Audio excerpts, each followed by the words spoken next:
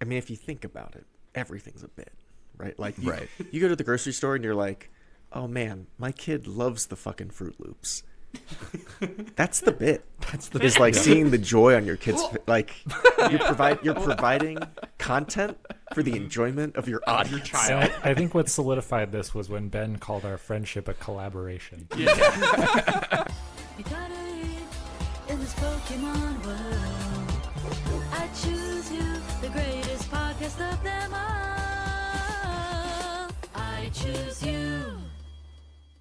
As content creators, I think we've been struck with a curse, which is that everything has become a bit. Jeremy, please never call us content creators again. Yeah, I was gonna say I don't know if your first statement even That's like a makes slur. sense.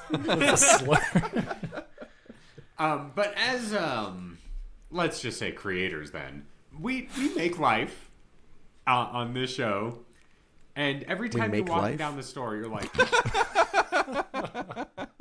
what can I use for a bit? Like, the shelves are not filled with groceries; they're filled with bit material. You know what I'm saying?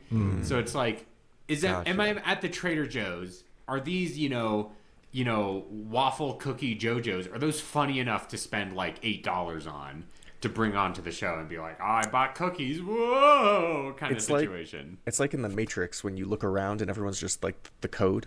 Yeah. Everyone's just walking bits. Everyone's just walking the bit. You're looking for the funniest one. Yes. You say everything like we're some sort of lifestyle influencer. The only things that are actually used for content are just our obscure opinions about very specific things. I wouldn't consider that to be like everything in my life, you know? And as far as like to go back to the original fucking point, the idea that like I'm going through the grocery store and I'm like not buying my regular food, but instead buying like the Post Malone Oreos simply for quote unquote content is ludicrous. Get the fuck out of here, Jeremy. But Okay, then I live my life.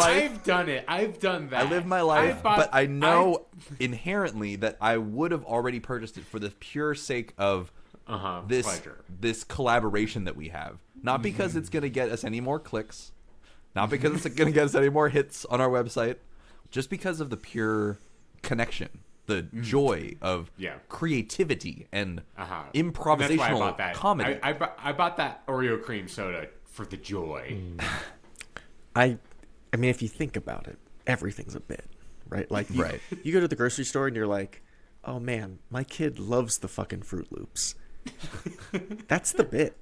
Is like seeing the joy on your kids. Like, you're providing content for the enjoyment of your audience. Your child. I think what solidified this was when Ben called our friendship a collaboration. This is really like an open source collaboration. Yeah. It's for comedic moments among friends. The podcast industry, the content creating industry, hasn't caught up to the public sector yet. In the public school system, one of the fucking like training videos I have to take every single year, I've taken this thing 5 years in a row now, is about customer service. And they liken being a teacher to being in customer service, and the students and parents are my customers. Oh, and they're always right? Do they have that line in Like, there? effectively, like, that is what it is. Oh, and fuck. I have an aneurysm every time I fucking do that one.